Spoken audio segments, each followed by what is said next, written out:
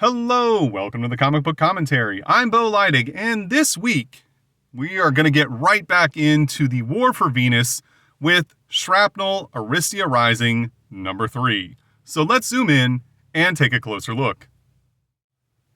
Before we get into the video today, I would like to point out that in the part of the world I live in, it is currently allergy season, and my sinuses are none too happy about it. So if my voice sounds a little off, or you happen to hear me clear my throat or something during the video, I apologize in advance. Unfortunately, allergies are something I've struggled with my whole life, and it's not going to be changing anytime soon. So, first published in March of 2009, we can see here on the front cover, we've got Sam depicted wearing a space armor, carrying a beam sword and a rifle. This is cover A, by the way. I really like it. It looks fantastic. Sadly, I do not have cover B as I'm recording this, so hopefully one day I can find it and potentially put it up in a short or something. But as of right now, this is the only one I have. Not that that's a problem, because as I stated, I think this one looks great. Creators, Mark Long and Nick Sagan. Writer, M. Zachary Sherman. Artist, Bagus Hutomo. Colorist, Leos Okita NG, maybe? Letterer, Sean Kanat.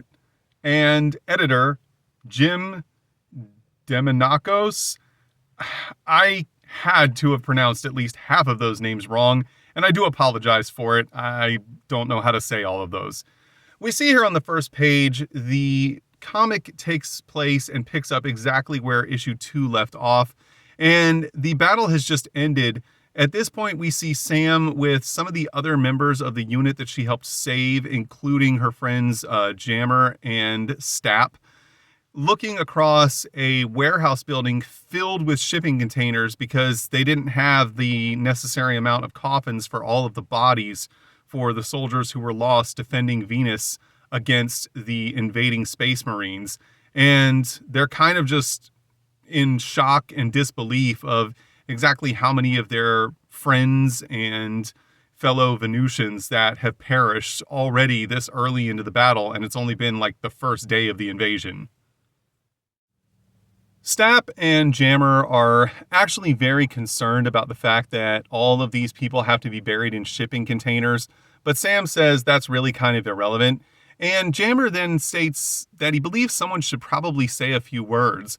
But once again, Sam kind of balks at this and states that none of their words would matter because nothing they say would ever do justice the bravery and sacrifice that any of these compatriots of theirs made, and that every single person who's in these containers fought to preserve the dream of Venus, of a truly free democratic planet that created its own new democracy that wasn't based on that of Earth's, but one that would serve any and all who wanted to live there, and that anything that she could say here would be forgotten in days, whereas the acts of these fallen soldiers' bravery will never be forgotten as long as they live, and she then dismisses everyone and goes about her way. However, as she steps outside, she is tracked down by a young corporal who calls her not Captain Vijaya, but Captain Narayan. She quickly states, "What do you need?" And he tells her that she's being summoned to the war room. She shows up to a huge amount of commotion as the military command of Venus is scrambling to try and figure out what their next move should be. They're completely caught off guard by everything that's been going on, and they were completely ill-prepared and outclassed by the Space Marines who have invaded their planet, and they're really not certain what their next move needs to be. The ranking officer of the High Command greets her and states that he was rather impressed by her actions on the battlefield today. Sam tries to play it off and states that it was nothing anyone here couldn't have done.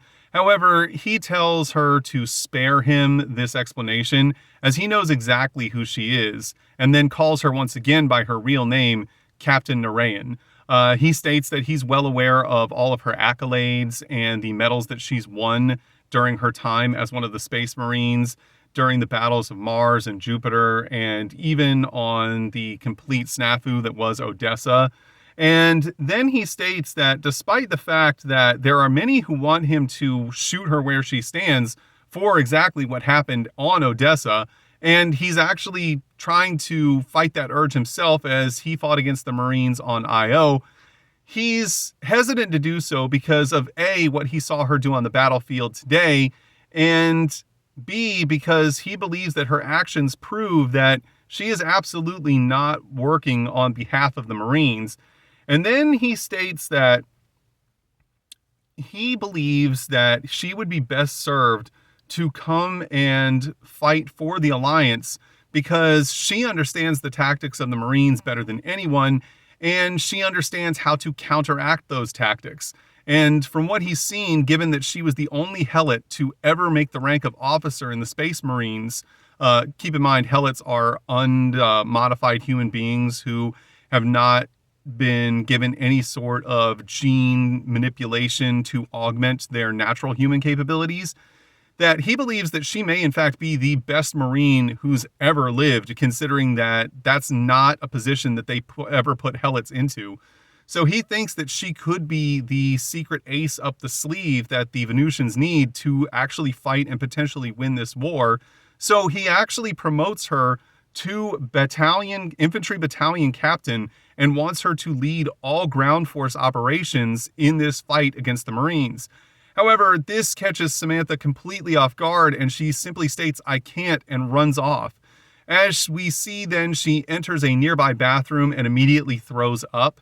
As she gets up and looks herself in the mirror, she puts the small little hologram device that we've seen her use in the past on the sink, which causes Rhea, the small girl, to appear via this little contraption. And Rhea asks what she needs. At this point, Sam says, I can't do this. I don't know what to do. I don't want to be a warrior anymore.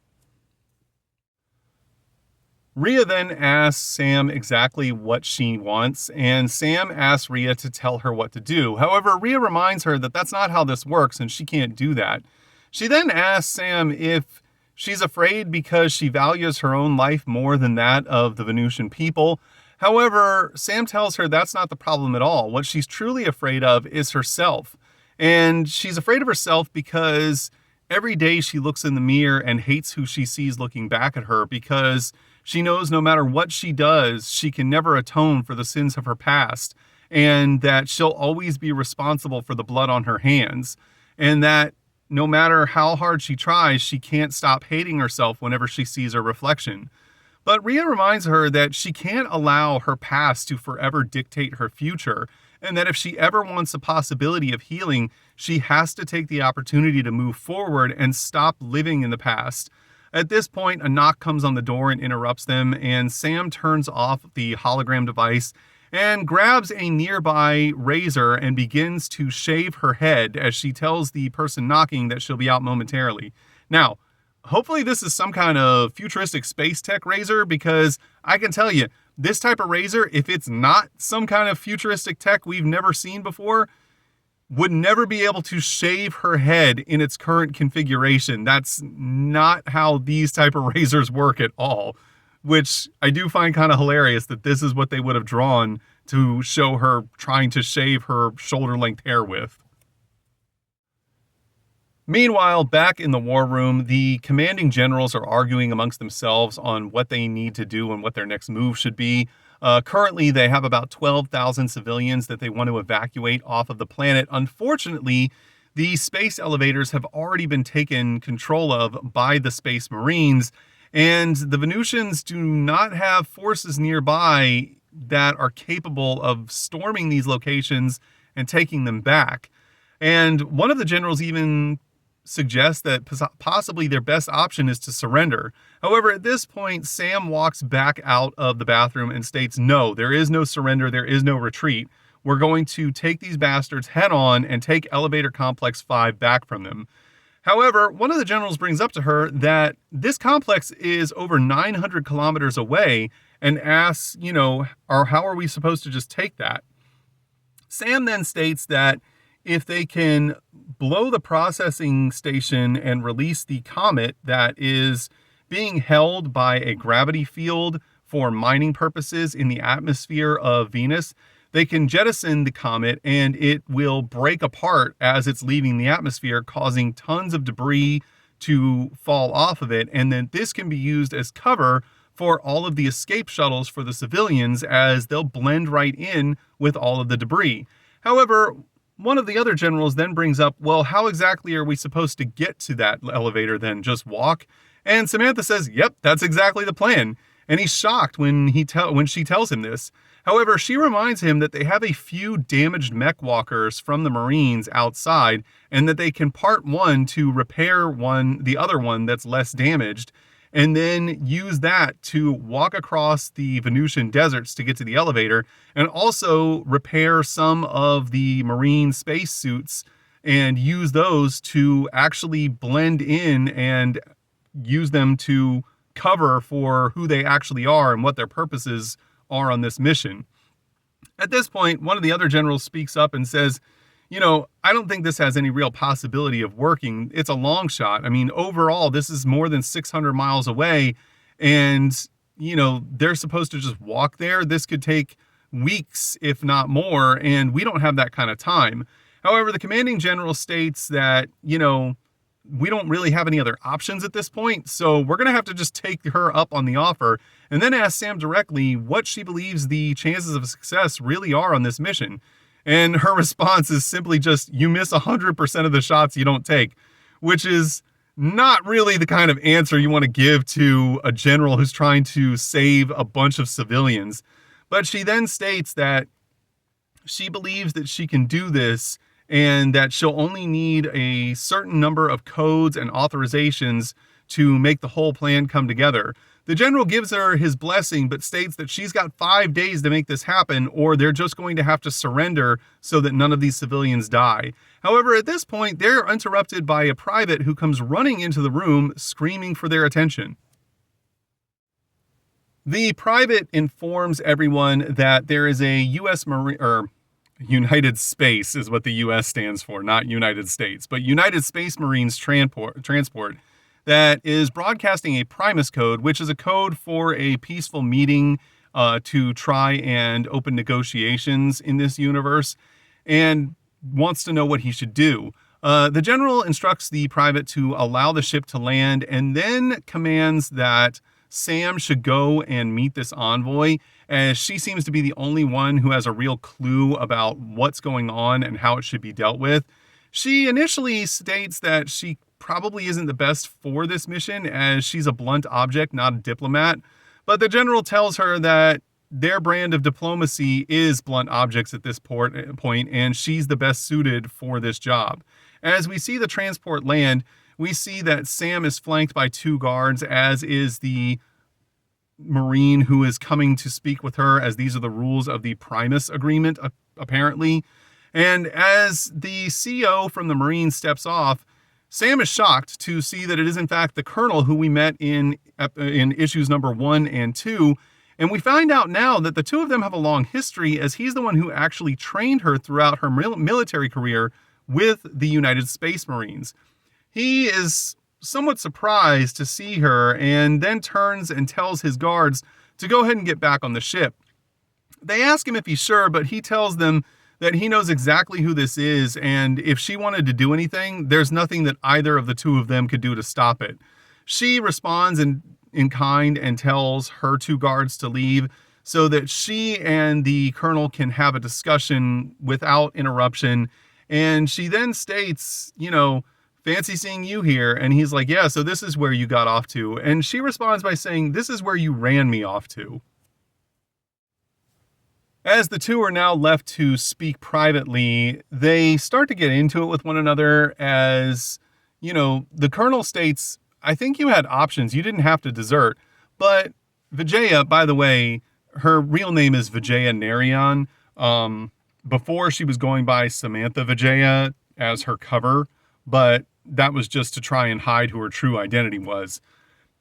Reminds him that she didn't want to wake up dead in some basement facility on one of the Marines' space stations, and that when the colonel and everyone else backed Belgrave's version of the events of Odessa, it left her no choice. Kind of getting a little bit more into what exactly led her to desert the military. But the Colonel doesn't really necessarily buy that, and now he thinks that perhaps she's just out for revenge or retribution. But she says that that's not the case at all. She's trying to defend Venus because this is a place where she was free to make her own choices and free from the rule of the Space Marines. But the Colonel reminds her that, for as much as she talks about freedom, she tends to forget that he wasn't free to make a whole lot of choices either, and that she was a helot, and that meant trying to keep her alive when she got injured on Odessa, when the surgeons were just going to write her off and let her die, was almost impossible. And she states, well, you should have let me die then. But then he actually gets really mad and tells her, helot or not, you're the best soldier I ever trained in my entire career, and there was no way I was going to let that happen. He states, I wasn't going to let them murder you, and I saved you that day. And she's a little bit taken back by that, as she realizes he is telling the truth, but she's still very upset about everything that happened between the Marines and the colonists on Odessa. She then states, well then, why on earth are you here? What do the Marines want with Venus? There's nothing here that could actually help them. But he reminds her that that's not the way the Marines operate, and that they're not here for anything other than to just completely dominate the solar system, and that they want to unify all of humanity under one controlled rulership to make sure that humanity advances.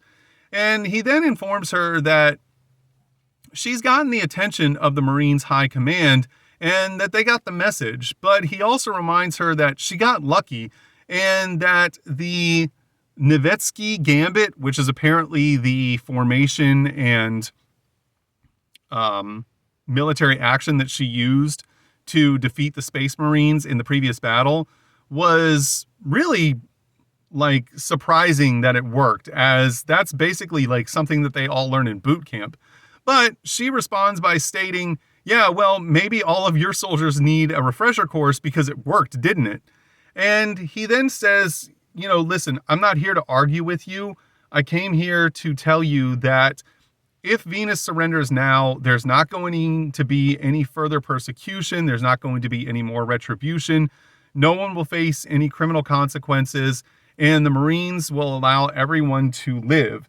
However, Vijaya responds by stating, that's not going to happen. I know exactly what living under the Marines' rule will entail, and that's not what Venus is going to be, and we'll fight until every last one of you is dead if we have to.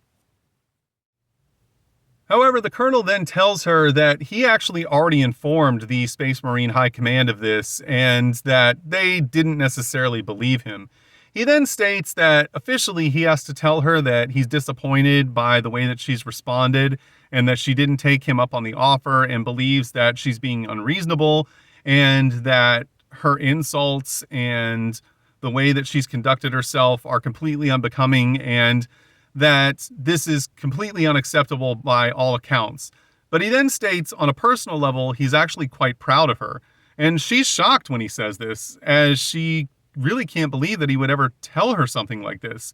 And the Colonel responds by stating, you've always taken the moral high ground, and that's what I think they actually feared and hated the most about you, is that despite all of the advancements and augmentations that we got, you as a simple helot were more human than all of us, and you always made us question our morality and if what we were doing was the right thing. He then states that, all in all, you're really being the better person in this instance. At this point, Sam tries to reason with him and tell him to come with them and join the Venusian resistance. But the Colonel tells her, no, I made my bed a long time ago and now I have to lie in it. But he then tells her as he leaves to give him hell, as he turns back and looks at her one last time, and she simply says, yes, sir.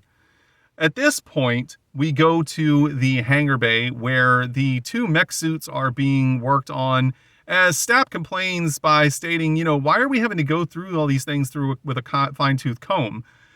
He is then informed by Wayne, who is the lead mech mechanic, that it's because they don't have schematics for these things, and if he doesn't go through every one of the parts to make sure it's in proper working order and where it should be, then there's a real good possibility that this thing could break down, and then they'd be stuck out on the Venusian surface with a mech that doesn't work and no oxygen and no water.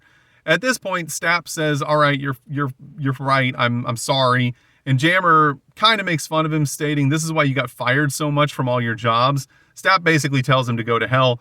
However, at this point, they're all interrupted when Vijaya walks up in her newly given space Venusian suit. I don't know if it's necessarily a military suit. I don't know that the Venusians really had a quote-unquote standing military, or if it was more of just a militia defense force.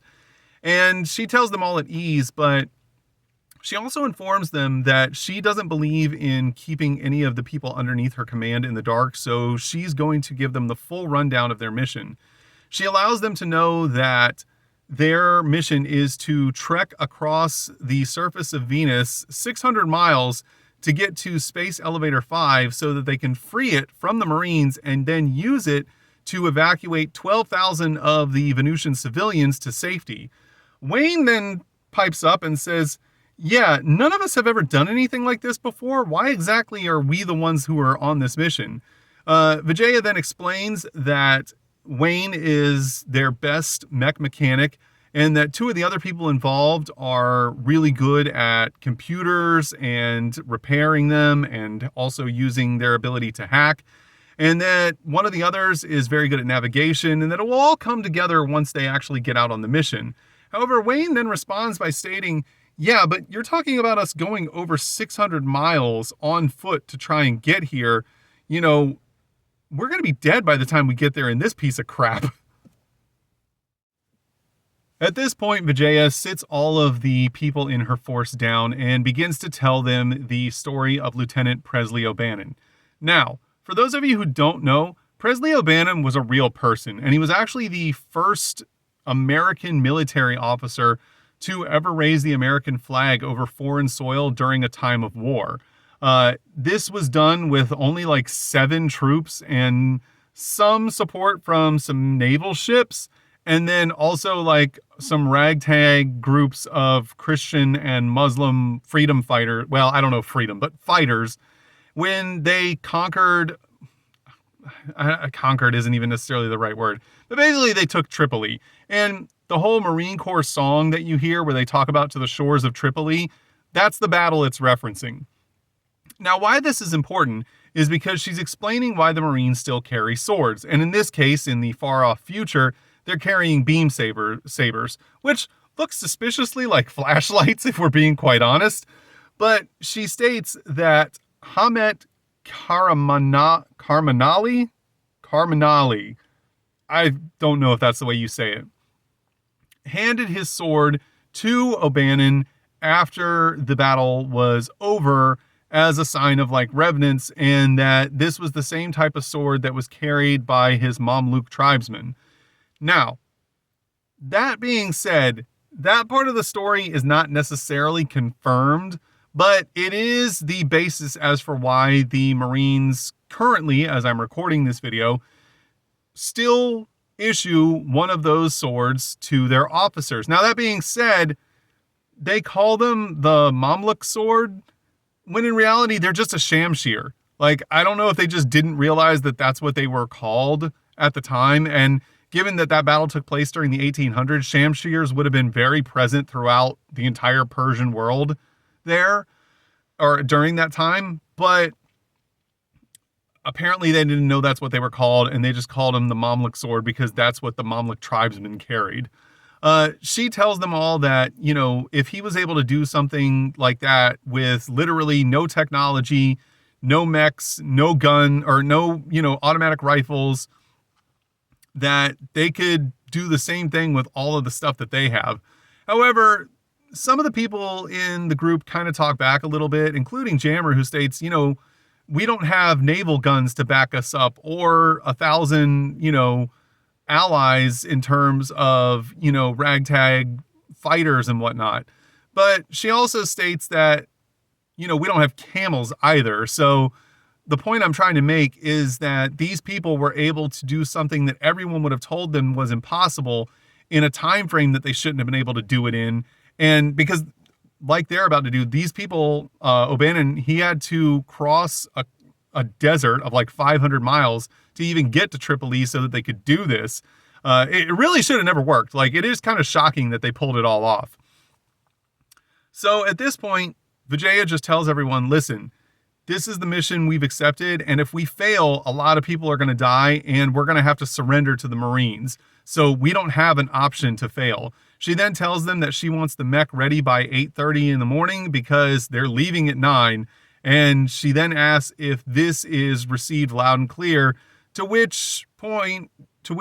her point, Jammer then responds, yeah, it's crystal clear. We then get a page depicting the weeks-long march across the Venusian surface, as unfortunately, while they do get the mech suit up and running reliably, it's not actually big enough for them all to ride in at one time. So about half of the soldiers on the mission have to basically just walk on foot in the captured Marine spacesuits as they make this trek for, basically 900 kilometers. However, along the way, Vijaya takes the time to try and train them all to shoot better, explaining to them that, you don't pull the trigger, you squeeze it so that you don't jerk the gun to one side and miss your target. They get in some target practice along the way, apparently on some barrels that were out there. It seems like an odd place for them to just be out on the desert somewhere. And then we get on to day 5, the last day that they have to make it to the elevator and capture it.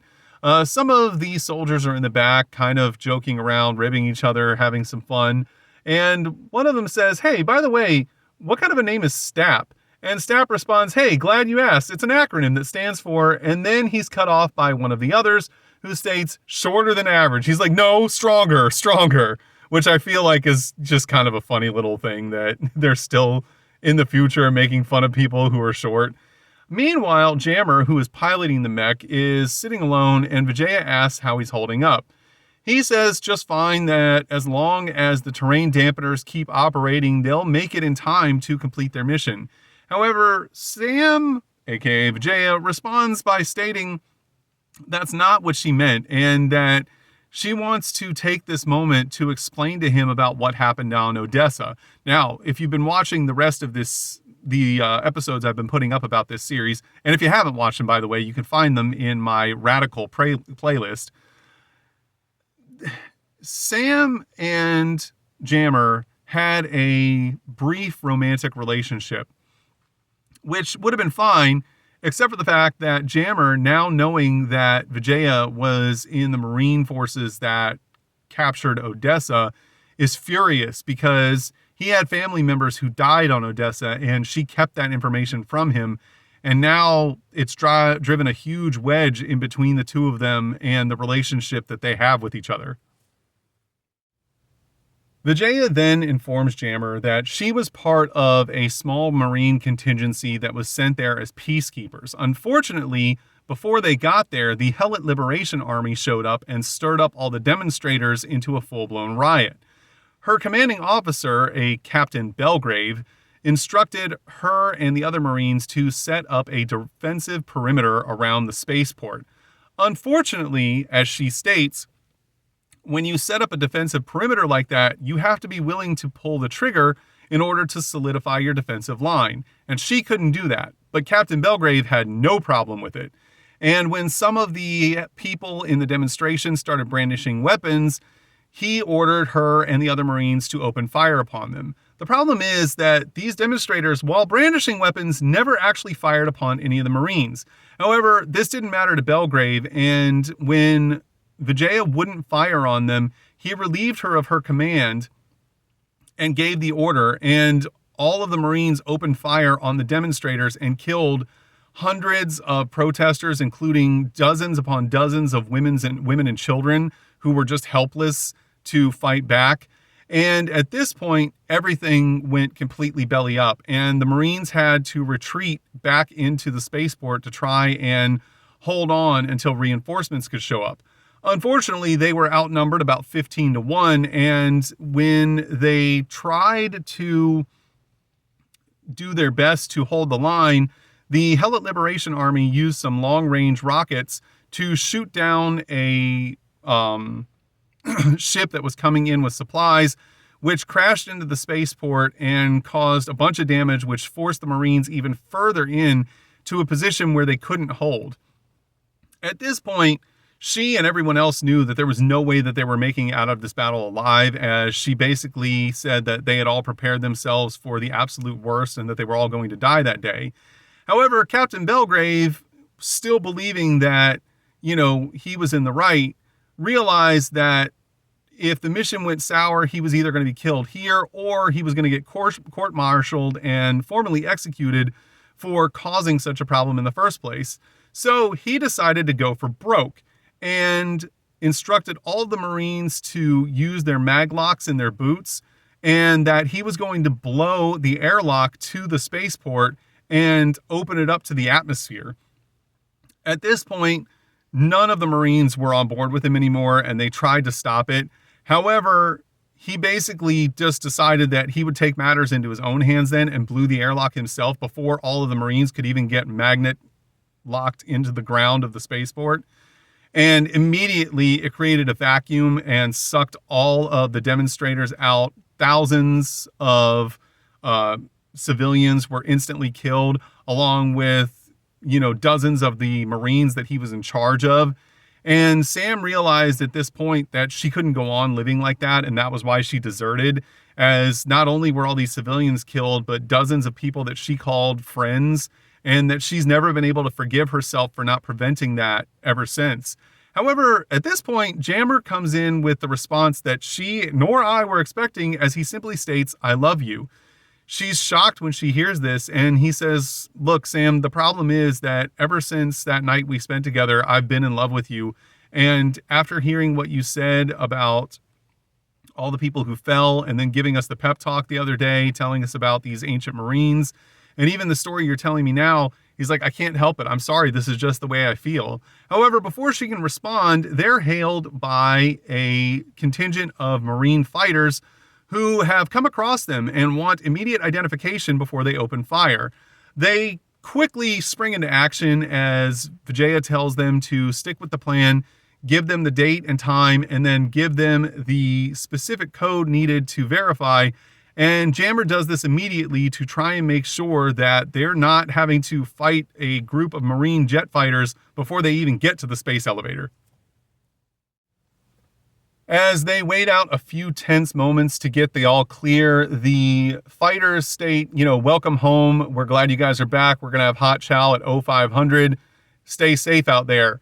And all of them breathe a huge sigh of relief that so far the ruse is still intact, as they watch the fighters fly off into the distance. One of them even stating, "Geez, I think I just wet myself." And the other one stating, "Great." At this point, Vijaya leans in and gives Jammer a kiss on the cheek and says, "All right, take us on in, baby." And he says, "Yes, ma'am." Basically implying that she had these same feelings for him as well, but wasn't allowing herself to act upon them due to the trauma that she was still dealing with from her own past and never being able to forgive herself. We then get an advertisement for Shrapnel Aristeia Rising #4, which would have been coming out the next month. And I do have this issue, so at some point in the future, I will be making a video about it to continue this series. We then get some advertisements for some other radical books. Hotwire, Requiem for the Dead. I think I have like one issue of this maybe. Charlie and Flytrap, which not only do I not have any issues of this, I've never even seen an issue of this. City of Dust, which I have one or two issues of, and Misrule, which is another radical title that I've never even come across before, and I hope I do sometime. I really do have the goal of eventually trying to get all of the different radical books into my collection, just so I can have them all. They all had fantastic artwork and cool story ideas, and I'd really like to own a complete run of all of the titles that they published when they were still publishing comic books. We then get an advertisement for Hercules, the Knives of Kush. Now, unfortunately, I don't have this miniseries. This was the follow-up to Hercules, the Thracian Wars, which I actually do have all the issues of and will be making videos about eventually. This is the Thracian Wars specifically is the basis for the Hercules movie that Dwayne "The Rock" Johnson starred in, and then the Knives of Kush were the follow-up to that series. I'd like to get all of this just so I have the complete story. And then we get an advertisement for Aladdin Legacy of the Lost. I think I have all the issues of this miniseries. I'm going to have to double check. If I do, I'll make videos about all of that series as well. On the last page of the book, we get a little bit of a blurb from Radical themselves, thanking everyone for voting them in Diamond Comic Distributors Gem Award winner for 2008's Best New Comic Book Publisher. I really wish that they had kind of kept going with it. I understand the idea behind everything. And if you want to know more about that, when I do my video on, or did my video on Shrapnel, the preview issue, I explained what the whole premise there was for Radical Comics and what they were trying to do between that and producing movies, and ultimately it didn't really work out. But I really wish it had worked out, because despite the fact that they were really just trying to use these comic books as a way to create a story base for movies that they were trying to produce, the comics themselves, most of them were pretty cool and really unique. And had they not been so focused on making movies, we might still be getting these books from them. And I really wish we were, because I thought some of them were really cool ideas. And on the reverse inside cover, we see advertisements for the trade paper of Caliber and Hercules, the Thracian Wars. I think I have like one issue of Caliber. I think I have like Caliber #1, which was another cool story and a really unique idea. And like I said, eventually I'm going to make videos on Hercules, the Thracian Wars, so stay tuned for that. And that was Shrapnel Aristeia Rising #3. Nowhere near as much action and explosions and fighting as what we saw in issue #2. But overall, I still think this was a fantastic issue. It really gave us important backstory to Vijaya's character and what she was running from and why she deserted the Space Marine Force and why she is so hell-bent on trying to help Venus stay free now because of what she knows will happen to them if they're conquered by the Marines like everyone else has been.